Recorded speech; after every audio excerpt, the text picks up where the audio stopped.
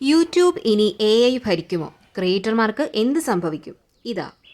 സ്വാഗതം. നമ്മൾ ഇന്ന് യൂട്യൂബ് സിഇഒ നീൽ മോഹനുമായിട്ട് കോളിനും സമീറും നടത്തിയ ഒരു സംഭാഷണം ഉണ്ടല്ലോ, അതാണ് കുറച്ചുകൂടി ആഴത്തിൽ നോക്കാൻ പോകുന്നത്. അതെ, നിങ്ങളൊരു യൂട്യൂബ് ക്രിയേറ്റർ ആണെങ്കിൽ, അല്ലെങ്കിൽ യൂട്യൂബിന്റെ പോക്ക് എങ്ങോട്ടാണെന്ന് അറിയാനൊരു ഒരു താല്പര്യമുണ്ടെങ്കിൽ ഇതിൽ കുറെ കാര്യങ്ങളുണ്ട്. തീർച്ചയായും. യൂട്യൂബിന്റെ ഏറ്റവും മുകളിലുള്ള ആള് തന്നെ സംസാരിക്കുമ്പോ അത് വെറുമൊരു സംഭാഷണമല്ല. അതിന്റെ പിന്നിലുള്ള ചിന്തകൾ, പ്ലാനുകൾ ഒക്കെ നമുക്ക് കുറച്ചൊക്കെ മനസ്സിലാക്കാൻ പറ്റും. ഷോർട്സ്, AI, പിന്നെ ക്രിയേറ്റർമാരുടെ കാര്യങ്ങൾ, അങ്ങനെ പലതും. അതെ, വലിയ സ്പോർട്സ് ഡീലുകൾ വരെ പറയുന്നുണ്ട്. തുടക്കത്തിൽ തന്നെ എനിക്കൊരു കൗതുകം തോന്നിയ ഒരു കാര്യമുണ്ട്. ഗൂഗിൾ യൂട്യൂബിനെ എടുക്കുന്നതിന് മുന്നേ പുള്ളിക്ക് ഈ ഡബിൾ ക്ലിക്ക് വഴി യൂട്യൂബുമായിട്ടൊരു ബന്ധമുണ്ടായിരുന്നു. അത് ശരിയാണ്. അതായത് പ്ലാറ്റ്ഫോം ഈ രൂപത്തിലാവുന്നതിന് മുന്നേ തന്നെ അതിന്റെ ഒരു ഭാഗമായിരുന്നു പുള്ളി. അദ്ദേഹത്തിന്റെ ആ ഇന്ത്യൻ പശ്ചാത്തലം, പിന്നെ കുട്ടിക്കാലത്ത് മിഷിഗണില് ഒരു പുറത്തുള്ള ആളല്ലെങ്കിൽ ഒരു ഔട്ട്സൈഡർ ഫീൽ ഉണ്ടായിരുന്നു എന്ന് പറയുന്നുണ്ടല്ലോ. അതൊക്കെ അതൊക്കെ ഒരുപക്ഷെ ഈ ഒരു സ്ഥാനത്തെത്താൻ, അല്ലെങ്കിൽ ഇന്നത്തെ ഈ കാഴ്ചപ്പാടിന് ഹെൽപ്പ് ചെയ്തിട്ടുണ്ടാവാം അല്ലേ? തീർച്ചയായും. ലോകം മൊത്തമുള്ള ഇത്രയും വ്യത്യസ്തരായ ക്രിയേറ്റർമാർക്ക് ഒരു സ്പേസ് കൊടുക്കുന്ന പ്ലാറ്റ്ഫോം നയിക്കുമ്പോൾ ആ ഒരു അനുഭവം ചിലപ്പോൾ ഗുണം ചെയ്തിട്ടുണ്ടാവാം. കഥ പറച്ചിലിനോടുള്ള ഇഷ്ടം, ടെക്നോളജിയിലുള്ള കഴിവ് എല്ലാം കൂടിച്ചേർന്നു. $100 മില്യൺ ഒരു കഥയും പറയുന്നുണ്ട്, ഗൂഗിൾ പിടിച്ചു നിർത്താൻ കൊടുത്തുന്ന്. അത് സ്ഥിരീകരിച്ചിട്ടില്ലെങ്കിലും അതൊരു റൂമറാണ്. പക്ഷേ അദ്ദേഹത്തിന്റെ ഒരു വാല്യൂ അത് കാണിക്കുന്നുണ്ട്. ശരി, ഇനിയിപ്പോ ക്രിയേറ്റർമാർക്ക് ഏറ്റവും പ്രധാനപ്പെട്ട കാര്യം ഷോർട്സ്, അതിലെ വരുമാനം. 70 ബില്യൺ കാഴ്ചകൾ ഒരു ദിവസം, വലിയ നമ്പറാണ്, ഭയങ്കര നമ്പറാണത്. പക്ഷേ ക്രിയേറ്റർമാരുടെ കയ്യിൽ എന്ത് കിട്ടുന്നു എന്നതാണല്ലോ ചോദ്യം. എന്താ മോഹൻ അതിനെപ്പറ്റി പറഞ്ഞത്? അതെ, അതാണ് പ്രധാന ആശങ്ക. മോഹൻ പറഞ്ഞത് യൂട്യൂബ് നോക്കുന്നത് ഈ താൽക്കാലികമായി കൊടുക്കുന്ന ഫണ്ടുകളല്ല. അവർക്ക് വേണ്ടത് ഒരു ലോങ് ടേം സൊല്യൂഷൻ ആണ്.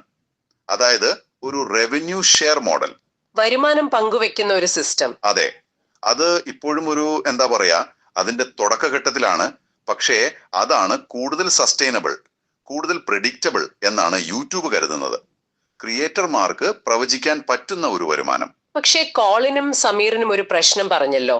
അവർക്ക് ഷോർട്സിൽ നിന്ന് കിട്ടുന്ന സബ്സ്ക്രൈബർമാർ അവരുടെ പഴയ ലെങ്തി വീഡിയോസ് കാണുന്നില്ല എന്ന്. അതൊരു വലിയ പോയിന്റ് ആണ്. അതുകൊണ്ട് അവർ ഷോർട്സിന്റെ എണ്ണം കുറച്ചു പോലും. അപ്പൊ അവിടെ ഒരു പ്രശ്നമുണ്ട്. അതെ, 70 ബില്യൺ വ്യൂസും ഈ പറയുന്ന ക്രിയേറ്റർ അനുഭവവും, അവിടെ ഒരു ഗ്യാപ്പ് ഉണ്ട്. ശരിയാണ്. ഇത് പരിഹരിക്കാൻ യൂട്യൂബ് എന്തു ചെയ്യും? ഒരു പക്ഷേ എഐയെ കുറിച്ച് എന്താണ് സംസാരം? എഐയുടെ കാര്യത്തിൽ മോഹൻ നല്ല ശുഭാപ്തി വിശ്വാസത്തിലാണ്. അത് മനുഷ്യന്റെ ക്രിയേറ്റിവിറ്റിയെ ഇല്ലാതാക്കില്ല. പകരം അതൊരു ടൂൾ ആയിരിക്കും അതിനെ ഹെൽപ്പ് ചെയ്യാൻ. ഉദാഹരണത്തിന് ഇപ്പോ വീഡിയോയുടെ ബാക്ക്ഗ്രൗണ്ട് മാറ്റാൻ എഐ ഉപയോഗിക്കാം, അല്ലെങ്കിൽ കണ്ടന്റ് കുറച്ചുകൂടി മെച്ചപ്പെടുത്താൻ, തമ്പനെയിൽ ഉണ്ടാക്കാൻ സഹായിക്കും. തമ്പനെയിലിന്റെ AB ടെസ്റ്റിംഗിന്റെ കാര്യം പറയുന്നുണ്ട്. ഏത് തമ്പനെയിലിനാണ് കൂടുതൽ ക്ലിക്ക് കിട്ടുന്നതെന്ന് AI വെച്ച് ടെസ്റ്റ് ചെയ്യാമെന്ന്. അതെ, പിന്നെ പ്രേക്ഷകർക്ക് കണ്ട വീഡിയോയെ പറ്റി സ്വയം ക്വിസ് ചെയ്യാനൊക്കെയുള്ള സാധ്യതകളും പറയുന്നുണ്ട്. ഇതൊക്കെ നല്ല കാര്യങ്ങൾ, അവസരങ്ങൾ. പക്ഷേ AI എന്ന് കേൾക്കുമ്പോഴേ പേടിപ്പിക്കുന്ന ചില കാര്യങ്ങളുമില്ലേ? ഈ ഡീപ് ഫേക്കുകൾ. ഉണ്ട്. കോളിന്റെയും സമീറിന്റെയും ശബ്ദം വെച്ച് ആരോ ഒരു ഫേക്ക് ഓൺലൈൻ കാസിനോ പരസ്യം ഉണ്ടാക്കിയെന്ന് അവര് തന്നെ പറയുന്നുണ്ടല്ലോ. ആ സംഭവം അവർ ഷെയർ ചെയ്തു. മോഹൻ ആ വെല്ലുവിളികളെ കുറിച്ചും സംസാരിക്കുന്നുണ്ട്. ക്രിയേറ്റർമാരുടെ റൈറ്റ്സ്, ഈ തെറ്റായ വിവരങ്ങൾ, മിസ്ഇൻഫർമേഷൻ, ഇതൊക്കെ വലിയ പ്രശ്നങ്ങളാണ്. പിന്നെ ഈ ക്വൽ ക്രോക്ക് പോലത്തെ ചാനലുകൾ, അതായത് ഫുൾ AI ഉണ്ടാക്കുന്ന കണ്ടന്റ്. അതെ, അതിനെക്കുറിച്ചും ചർച്ച വന്നു. പക്ഷെ മോഹന്റെ ഒരു വാദം, അവസാനം ആളുകൾക്ക് വേണ്ടത് ഒരു ഹ്യൂമൻ കണക്ഷൻ ആണ്, ഒരു റിയൽ സ്റ്റോറിയാണ്. അങ്ങനെയുള്ള കണ്ടന്റ് നിലനിൽക്കൂ. AI എത്ര വന്നാലും അതൊരു ടൂൾ മാത്രമായിരിക്കും എന്നാണ് പുള്ളി വിശ്വസിക്കുന്നത്. കണ്ടന്റിന്റെ കാതൽ മനുഷ്യൻ തന്നെ. ശരി, അപ്പൊ ഈ കണ്ടന്റ് റൈറ്റ്സിന്റെ കാര്യം പറഞ്ഞപ്പോ, കണ്ടന്റ് ID സിസ്റ്റം, മറ്റൊരാളുടെ വീഡിയോ കോപ്പി അടിച്ചാൽ കണ്ടുപിടിക്കുന്ന സംഭവം, അതിനും ചില പ്രശ്നങ്ങൾ ഉണ്ടെന്ന് പറയുന്നുണ്ടല്ലോ. ചിലപ്പോൾ സബ് ടൈറ്റിലൊക്കെ ഇട്ട് മാറ്റിയാൽ സിസ്റ്റത്തിന് കണ്ടുപിടിക്കാൻ പറ്റുന്നില്ല. പിന്നെ ശബ്ദം മാത്രം കോപ്പി അടിച്ചാൽ തിരിച്ചറിയാനുള്ള സിസ്റ്റം ഇനിയും മെച്ചപ്പെടാനുണ്ട്. പിന്നെ ക്രിയേറ്റർമാർക്ക് തമ്മിൽ സംസാരിക്കാനും ഒരു കമ്മ്യൂണിറ്റി ഉണ്ടാക്കാനും യൂട്യൂബിന്റെ ഉള്ളിൽ തന്നെ നല്ല ടൂൾസ് വേണം. ഡിസ്കോഡ് പോലെ അല്ലാതെ. അതെ, ആ ഒരു ആവശ്യവും അവർ പറഞ്ഞു. യൂട്യൂബിനെ ക്രിയേറ്റർമാരുടെ ഒരു ഹോം അല്ലെങ്കിൽ ഒരു വീടാക്കുക എന്നതാണ് മോഹന്റെ ലക്ഷ്യം. ഈ വീടെന്ന ആശയം കൊള്ളാം. പക്ഷെ യൂട്യൂബ് പുറത്തേക്ക് നോക്കുന്നുണ്ടല്ലോ. NFL സൺഡേ ടിക്കറ്റ് ഒക്കെ വാങ്ങിയത്. അതൊരു വലിയ കളിയാണ്. NFL ഡീൽ യൂട്യൂബിനെ ലൈവ് സ്പോർട്സിലെ ഒരു വലിയ പ്ലെയർ ആക്കുകയാണ്.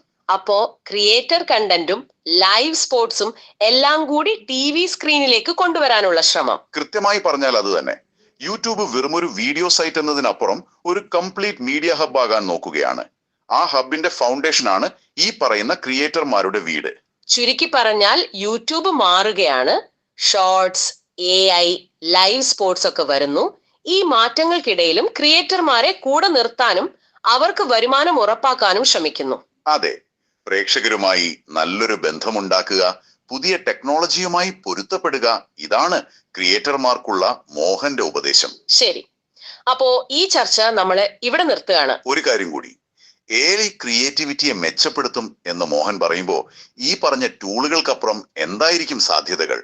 മനുഷ്യനും AI-യും ഒരുമിച്ച് നമ്മളൊന്ന് ചിന്തിക്കാത്ത തരം കണ്ടന്റുകൾ യൂട്യൂബിൽ വരുമോ? അതൊരു ചോദ്യമാണ്. അതൊരു നല്ല ചോദ്യമാണ്. അതിനെക്കുറിച്ച് നിങ്ങൾക്കും ചിന്തിക്കാം. അടുത്ത തവണ കാണാം.